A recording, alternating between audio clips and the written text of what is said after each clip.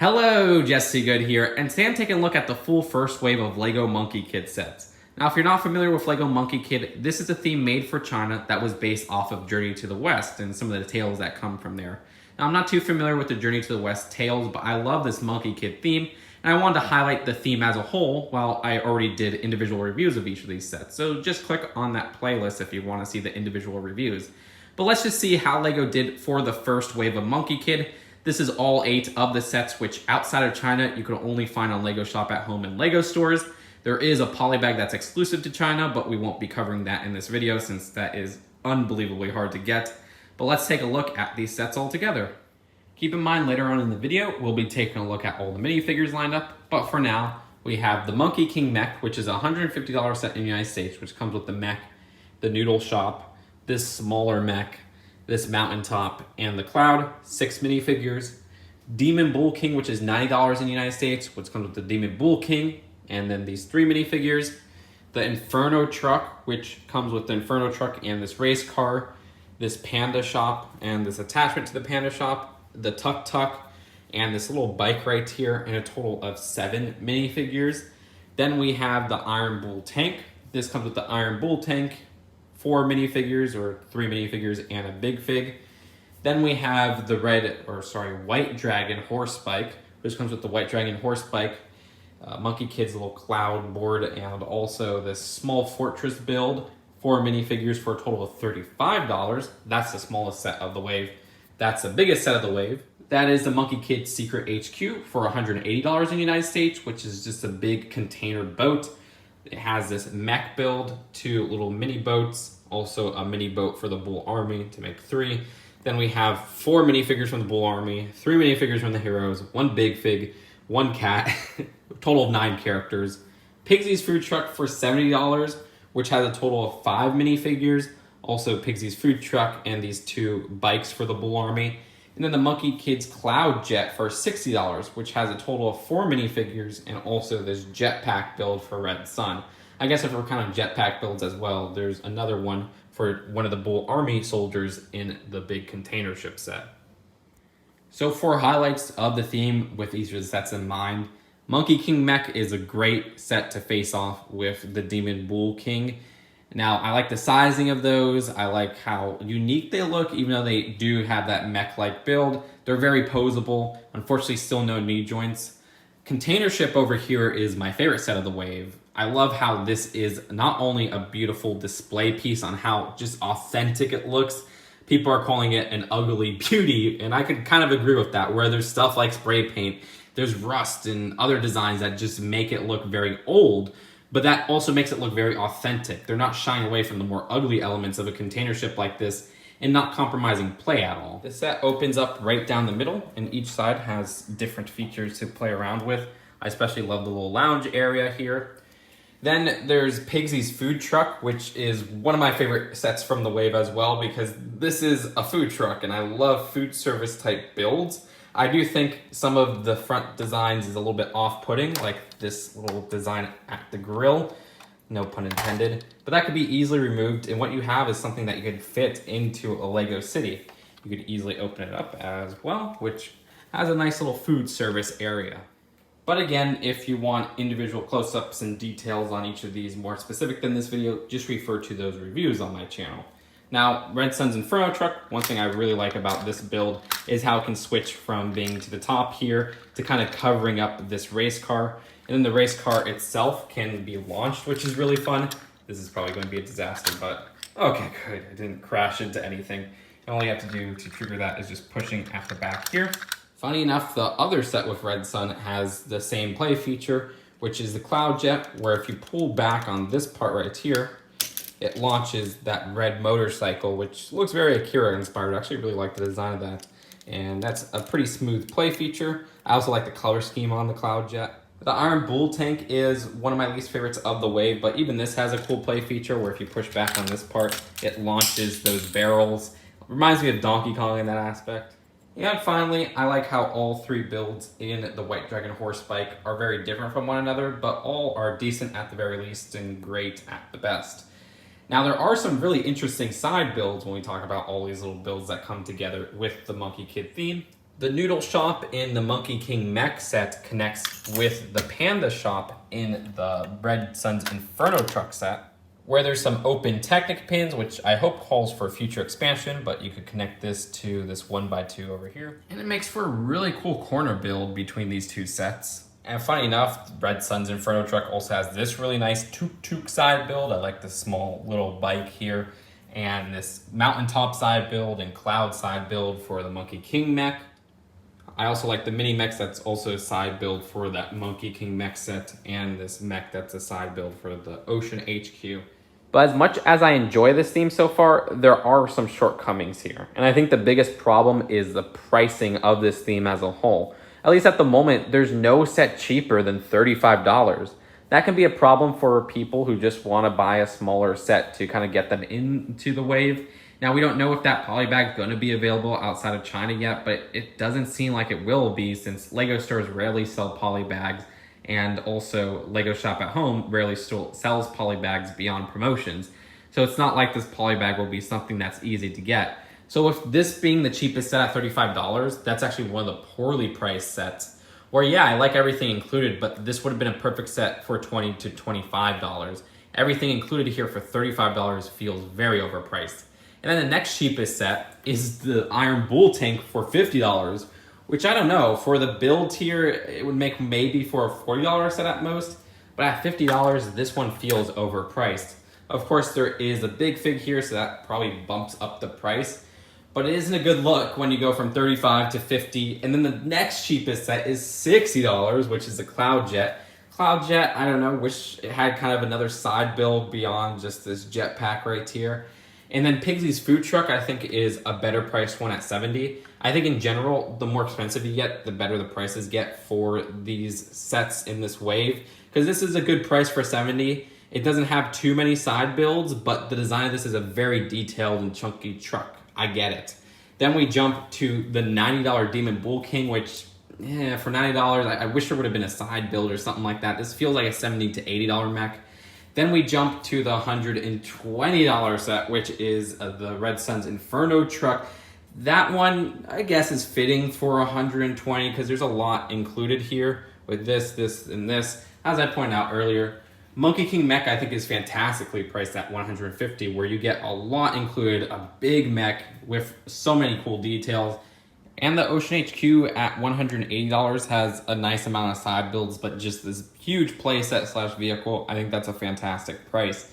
I think for the waves coming forward, they need to have some cheaper sets. Just a $10, $15, or $20 set will do. This is a hard way to get people into the theme if the earliest gate of entry or cheapest gate of entry is $35. Now, beyond that, I also think that a lot of the builds overlap, where there's a lot of play features that are featured in one set that are featured in another set. And we already pointed out earlier also with Red Sun's Inferno truck and Cloud Jet. And there's a lot of minifigures that overlap in that regard too. That's a minor problem because, again, with this being so expensive, you're going to expect people to get maybe 1 or 2 sets from the theme instead of the whole wave. It's a very hard wave to collect all together just for that price. So I think in the future, I would like to see just a little bit more variety here, but there is a nice variety with the stronger sets of the theme. Again, with the Ocean HQ just being unlike any other boat I've seen before, with the Monkey King Mech being such a unique mech, Pigsy's food truck being a very unique flavor to it, pun intended.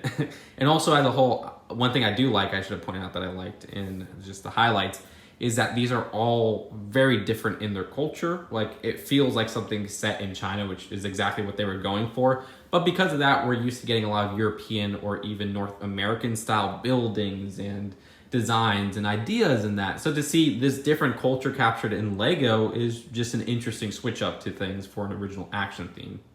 So these are all the minifigures for the first wave of LEGO Monkie Kid. I'm actually really happy with how this little display turned out. So there's some interesting distribution between the figures. There's a total of 4 different Monkey Kid minifigures if you count exclusive prints. Now the 2 cheapest sets have the same version, and then the 2 most expensive sets have the same version.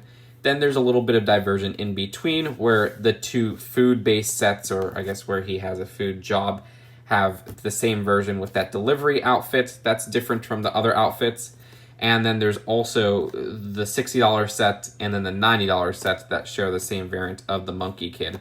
Why one of them isn't holding the staff in this variant is because that's the set of the Monkey King Mech. And then this one actually doesn't have staff in that set. So that's just something interesting to note. There's two variants of May, where we do have a version with this specific torso, and then two copies of the version with her armor. Now, all the sets with the armor do come with the helmet and the hairpiece, thankfully, even the cheapest set of the wave. And I really love the level of detailing with the main characters of this series, where you just have some designs that are kind of different from other LEGO minifigures and new pieces all around. For example, the Monkey Kid uses this hair headband combo where we have a strand of hair overlapping the headband. Also, this headphones neck attachment, which is a really useful piece. May uses a new piece, which is this hair with some green highlights. They look very distinct and unique, and I like the effort into some new pieces. Then we have two different versions of Pigsy, where we have one with his work outfit, as well as one with this, I guess, warrior outfit would be the best way to put it. One thing that really stands out to me with Pigsy, beyond this specific molded head that actually fits hats and some minifigure hair pieces, is that he uses mid-legs, which is something you don't usually see from non-licensed LEGO themes. Anyways, we have Sandy, who appears in two sets. Unfortunately, no variants to him. It's the same in both sets. I wish they would have changed something up with the two versions, where maybe one has a different facial expression, where he's not making the same face. Now, if they change anything with the outfit, it might have required a new mold, so I understand no changes there. The design of both versions do use the staff or weapon right here, despite what I said in the Iron Bull Tank review. And he comes in the $50 Iron Bull Tank and then the $180 Monkey King Team HQ. That's also the set where you get his cat Mo, which is not using a new piece, but using a very fitting piece with the mohawk that was introduced with the cat for the Apocalypse Berg Mrs. Scratch and Post. I forgot the specific variant name, and I guess I can't put that back on the stud, so let me put Pigsy back. And then for the rest of the good guys, we have the Monkey King himself. Now, the Monkey King, despite being a very prominent character in the tale, doesn't appear in any set besides the one Monkey King Mech, but I guess from what I've heard of the story, that kind of makes sense in context. This is pretty similar to the Monkey King that was released in Series 19 of the LEGO Minifigures line, where it actually uses the same little head attachment piece, also the same part at the top. There's some different armor here and there, but it's kind of cool how they have a slightly different look between the two Monkey Kings that LEGO has officially released before. There's also 5 civilian minifigures scattered throughout the sets. Now, with the level of detailing the other figures bring, it's kind of disappointing to see these all using different pieces from other themes. My favorite of them is probably Lee, because he just uses some more unconventional pieces that we haven't seen too often, with the torso print, the face print that's not too common, and that hair piece, which is the Karen hair in black, which is also coming in a City 2020 summer set. But it's interesting that they chose not to put any new prints here. I'm not sure how relevant these characters are going to be to the show. I cannot pronounce these three's names, so I'm just going to leave that out. But Uncle Kyo is this guy right here. And with Uncle in the name, maybe he is prominent. But who knows? Maybe these characters are related to the Monkey Kid himself. We'll just have to wait and see. As for the villains, there's a total of 16 Bull Soldiers, 14 if you don't include the 2 General Ironclads in the 2 more expensive sets. Now, the design of the Bull Soldiers are all the same, but they do have different names, but it's just hard to tell which name is which because they all use the same pieces. There is one that has a slightly different horn positioning, which is Bob right here, but other than that, they'll all be using the same pieces. General Ironclad does have a slightly different design from the Bull Soldiers with different horns, pauldron, an armor piece, some different arm colors. But as a whole, this is something, if meant to army build, they do a pretty good job overstuffing them in the sets. And beyond the Bull Army, we have 2 sets with Red Sun. And one of them does have that whole jetpack attachment. Now, they're both the same version in each of the sets beyond the jetpack attachment. That's just an alternate face. And Princess Iron Fan, unfortunately, only comes in 1 set. This is one of my favorite minifigures of the wave. I really like that headdress piece in the gold and red color scheme, where she uses the newish dress piece. So it was kind of a shame that they didn't give us another variant of her, but you can look at her alternate face at the back, just right here, which is a more neutral look without the glowing red eyes. But yeah, I really love the detailing of the minifigures that are more prominent characters. But I do wish there was a slight variation in some of the bull soldiers and some variation on some other characters like Sandy, maybe another version of Princess Iron Fan, maybe another facial expression for May where all three of the figures use the same one. But I think the minifigures are one of the strongest parts of this theme. I think that's it for this look at the first wave of LEGO Monkie Kid. Again, the one thing I think to improve going forward is just make some more affordable sets and make some of those cheaper sets just a little bit more of a value so you get more people into the theme, because I want this theme to succeed. I also hope in the future that they start releasing these at Walmart and Targets, because I think a lot of people won't even hear about this theme if it's only available at LEGO Shop and Shop at Home. But at the end of the day, I'm really happy with how a lot of these sets turned out. I'm really happy that LEGO is doing an action theme in-house, even if it does have inspiration from a tale from China. And I hope this theme succeeds. I love the minifigures especially, and I'll see you guys later. Peace out. Bye.